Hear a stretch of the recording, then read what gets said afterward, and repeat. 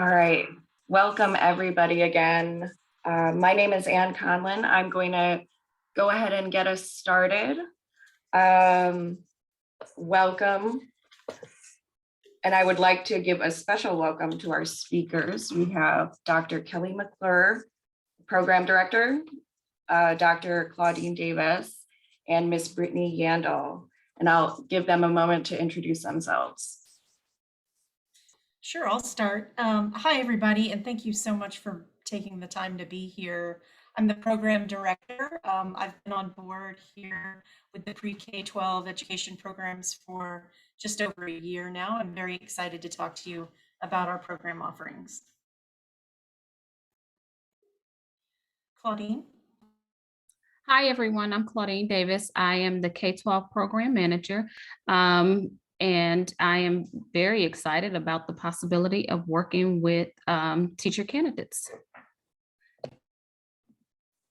Hi, everyone. My name is Brittany Yandel, and I am a senior academic advisor and manager of retention at SOPA, and I currently work with students in the K-12 programs, just getting them started and enrolled in courses and understanding the curriculum.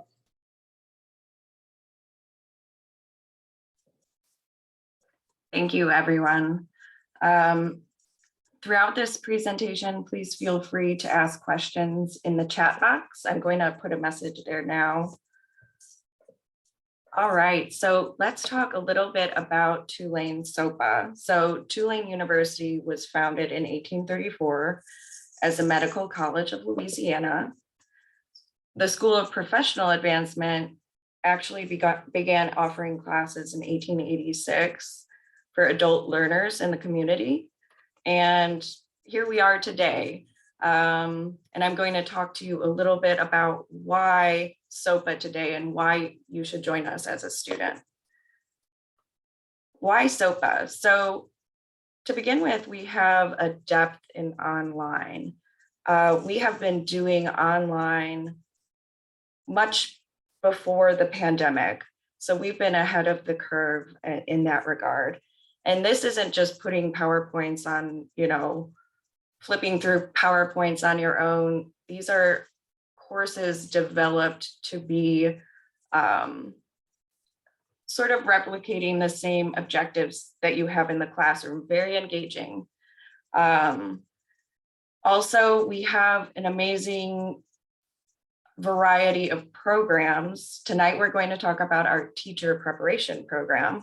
What makes our programs spectacular is the faculty. The faculty, they have been working in their fields for years, decades, sometimes. Some faculty have been career changers, which is something you may be doing as well. But we have incredible faculty. We also have excellent student support. Brittany is an example of that. Your advisors are there for you. We are also very affordable, especially in regards to comparable programs. We have minimal fees. And we also have flexibility in our classes because we know our students are busy and have a lot of things that they're juggling. And then on top of that, the Tulane degree, can we say more? With that comes prestige and recognition. So a little bit about our online, like I was saying, we've been doing it for a long time. You can see we have a good number of students who have been completing online coursework for about 5 years now, or 4 years. We also offer master's degrees, graduate certificates, post-baccalaureate certificates. And again, we have courses that were developed to be taught online. Again, our faculty, they are incredible and they've won multiple awards, especially in their online teaching. All right, now I'm going to hand it off to Dr. McClure. Thank you so much for that, Anne. So at present, we have 2 certification programs. They're considered post-baccalaureate. So while you can work on these certification pathways, while you're an undergraduate here at Tulane. We also have them on the offering for those who are not part of Tulane at the moment and want to come in just to seek their certification in these areas. And so it's an alternate certification route, one in early childhood education, which is pre-K to 3, and then our secondary education, which is 6 to 12. For those, we also, as you know, for high schools, middle schools, people specialize. And so we have a number of concentrations for English, math, social studies, and science, and then as well as the foreign languages. So those are the two pathways towards teacher certification here. Next slide. Overall, early childhood takes just a little bit longer because of all of the literacy requirements by the state of Louisiana. It's 33 hours of coursework. And then for secondary, it's 27. You see here on the slide about the number of field hours. For those who are already teaching in schools, those field hours are actually fulfilled by your teaching.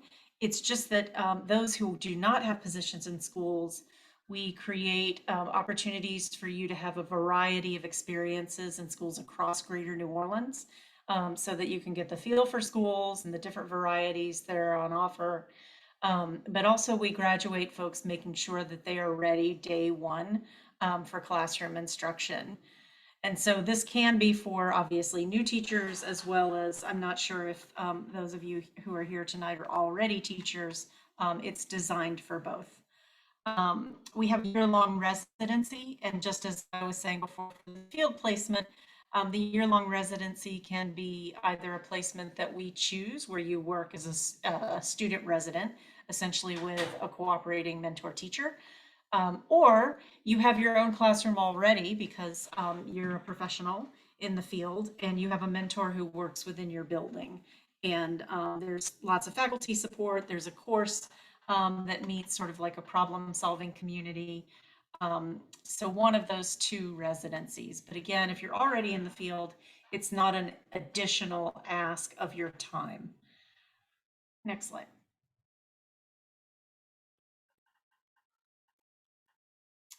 We also have started two new add-on certification programs.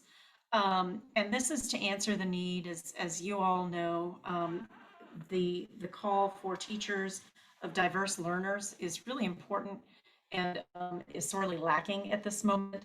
And so we have two new pathways that we've created. One is a special education add-on endorsement or certification.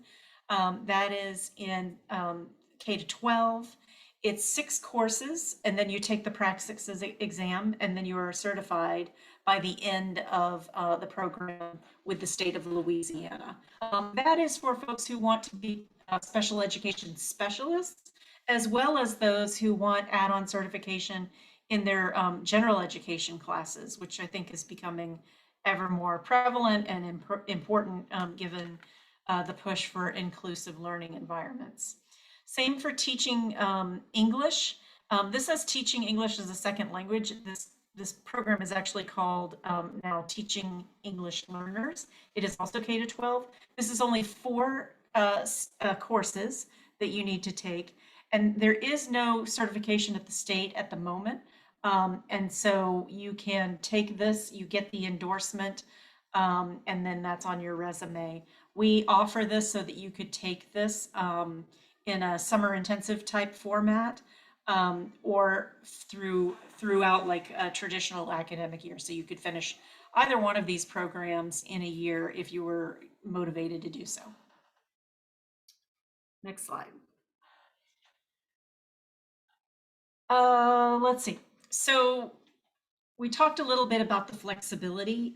We have a number of programs. We do in-person classes, we do online classes, and then we do hybrid so that you have a little of both. We have part-time learners, we have full-time learners, and the 3 semesters that are listed here.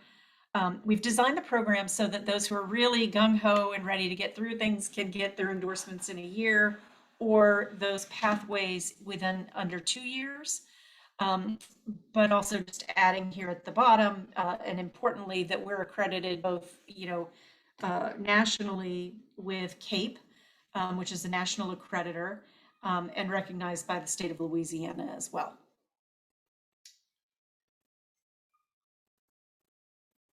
And I think I'll pass this one over to Brittany, is that right? Sure, I will jump in.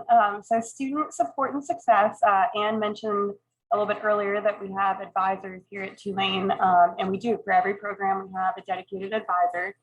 So that person is currently me for K-12 education programs. And what I do is work with you kind of from start to finish. So looking at the coursework required for your intended path, when those courses are offered, maybe looking at a semester by semester plan to see when you might be completed. Your advisor can also triage any questions that you have. So if you have a question, but you're not really sure who to ask that question of, you can go to your advisor first. And if we don't know it, we will direct you to the correct person who does.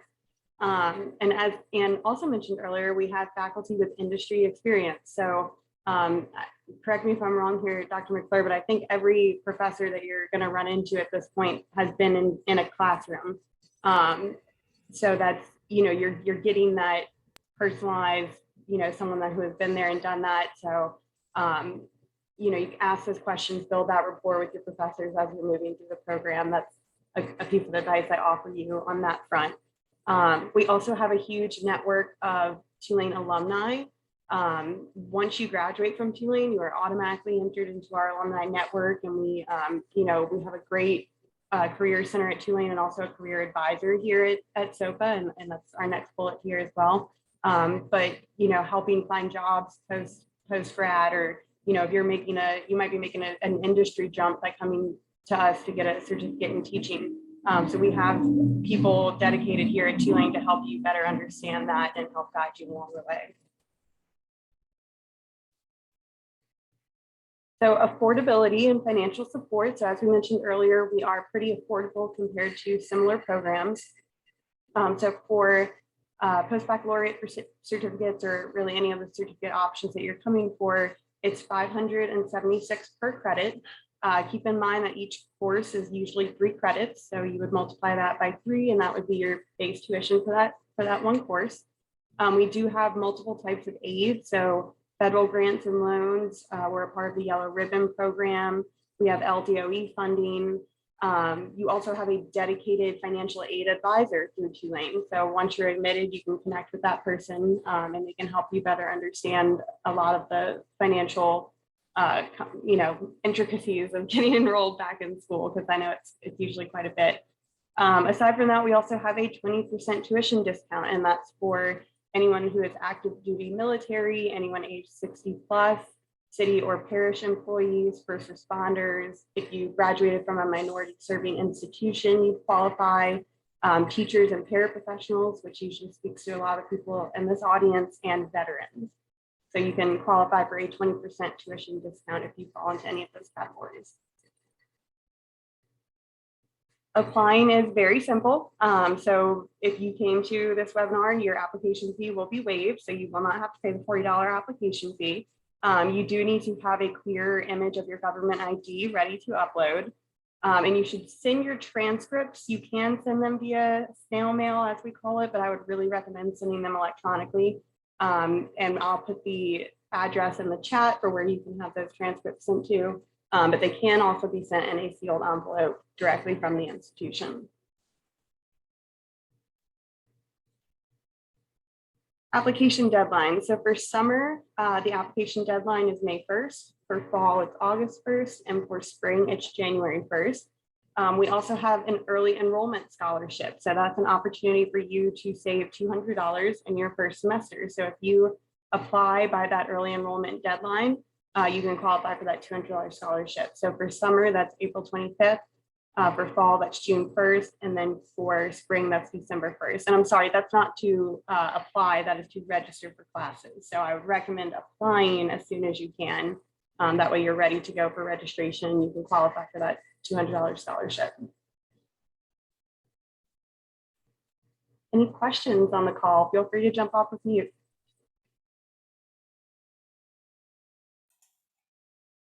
I have questions for our guests if they don't mind being put on the spot. Morgan and Victoria, are you already working in schools? or have already received your bachelor's degrees? I have my bachelor's degree and I'm currently working in a school right now. Excellent. Where are you? I'm at St. Pius. I'm a teacher's assistant for pre-K 3. Fantastic. Hi, sorry, go ahead. I have enough degrees, but I'm not a teacher at the moment. So I'm actually in a career switch process. Excellent. And we mentioned like we have strong student supports in our program. And so Victoria, for example, I think it be worth the conversation as you think about entering the program that there are positions you can fill, such as what Morgan does as a teaching assistant. Often that works really nicely with doing your studies so that you can get paid while you do your coursework and your field placement is already taken care of. And I think, you know, for you, Morgan, there's a number of students currently in our program from across a variety of schools, including some private Catholic schools right around here around Tulane, where they're having a lot of success. And so you'd be able to use all of that teaching assistance in order to support, you know, all of the field placement pieces and residency piece that I talked about with you earlier. Thank you. Do you guys have questions for us based on what you've seen? I have one question. So I'm currently in the process of studying for a Praxis core and I'm taking some of the tests. Well, I'm taking one on Saturday. Can I apply without taking all of the tests? Yeah, Brittany, do you want to handle that? Yeah, you can definitely apply without having taken the Praxis test yet. So we actually have, if you have a qualifying ACT or SAT score, you could potentially be waived from the Praxis 1 requirement. But if you're not, it's not really required for you to do Praxis 1 until you're maybe 2 or 3 courses at least into the program. Oh, okay. Yeah, and then Praxis 2, which is going to be more content specific, is going to come later on in the program when you're more into your methods courses. Okay, so do y'all think that I should take the Praxis core test like before I apply, or should I keep on going with that? Kelly, do you want Brittany, and what you said earlier, obviously, Morgan, you don't need it in order to matriculate to the university. But Okay. if you have the right scores from the ACT and so forth, isn't the Praxis 1 sort of, you're exempted from it? Yeah, and your ACT or SAT scores, they don't have to be, I don't think, within a certain range. So if you have those scores from whenever you completed either of those tests early on, we can always check to see if you might be waived from that. Okay, Yeah, so- I think I missed my ACT score, even though I took it a long time ago. I think I got like a 21 and on y'all's application it said 22. Okay, I'm actually looking at it right now. Yep, so it's an ACT of 22 or above and an SAT of 1030 or above. Right. Okay. So in that case, you do need to take it, is that correct, then, Brittany? Yeah, you'll need to take it, but you don't have to take it right now if you don't want to. Okay. You'd rather take a course or two and maybe get a little bit more knowledge under your belt before that. We don't have a Praxis specific class in our program, but all of our faculty do try and cover a bit of what's going to be on the Praxis and what they teach. So it might be beneficial for you to, wait until you're a class or two in to take that, but that would just be my take on it. I would also Thank add, you. Morgan, that Brittany, we haven't clued you in on this one, but we're thinking as a faculty of offering free Praxis support. We're going to contract with an organization that's national for Praxis support for all of our students. And that way, if you waited, you could, get some of the courses under your belt. If you felt like you needed the additional support, you could certainly take that for free. And so, it would sort of, I think, maybe kill many birds with one stone, if that's an appropriate metaphor. But I think it might be worth your while to wait and then wait for those to make sure that you have, the support that you need. Thank y'all so much. Sure.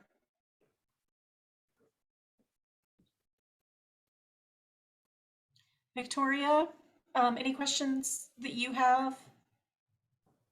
No, not really. So just since I guess I'm not I don't have a US background in terms of studies, etc. So of course for me it's interesting to know what actually Praxis is. So what does it what does it test? So like, is it your general intelligence, or is it like because I looked briefly through the I think I found some example questions, and they it sounds like that some of them are basically your general knowledge, and some of them are a bit more class specific, like how you plan your classes and what you I guess how you plan your days, and is that correct? So that's what it is about. I think that you have all of that right. I would add that as you get into upper level courses and you begin to specialize, let's say if you're interested in being a secondary science teacher, then the next praxis that you take is actually very content specific. So they're testing you on your science knowledge and background. Uh-huh. I And so with understand. that level of specificity, but you're right, the first is really a more general knowledge, foundational knowledge kind of test.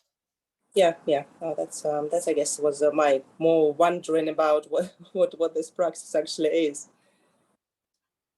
I think too, just you mentioned being, maybe have gone through schools not within the United States. And so our very first foundational course in both pathways is called Education in a Diverse Society. It's basically a survey course with an equity, social justice lens, if you will. It's a little bit of a history of education mixed with sort of what are all the issues that are kind of front and center here in American education today. So that's how we kick things off, so that you at least have a Idea. foundation to yeah. Yeah, no, that makes sense. Yes. And I guess maybe since on the slide about primary education, I think primary years and secondary years, or whatever that slide was called, there is I guess from pre-K to 3, and then from 5 onwards. So what happens for those years in between, like 4th and 5th grade? Who teaches those in the US? Yes, well, we should be. I'll just be really frank with you. We, for some reason, have this gap that we inherited when we inherited the program.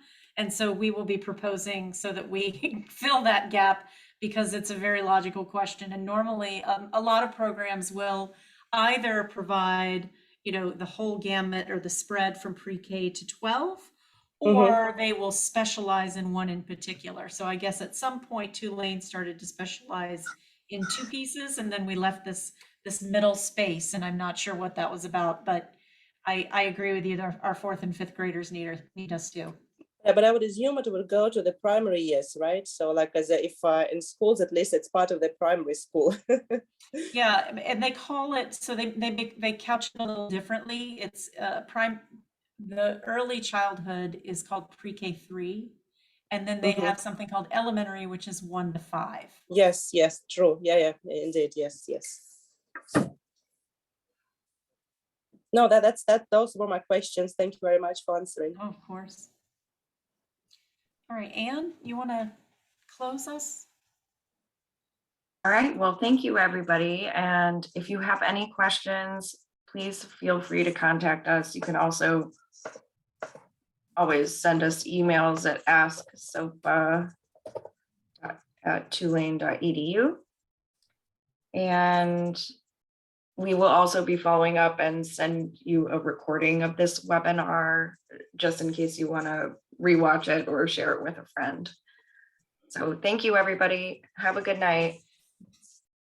Thank you. Thank you for your time. Thank you very much.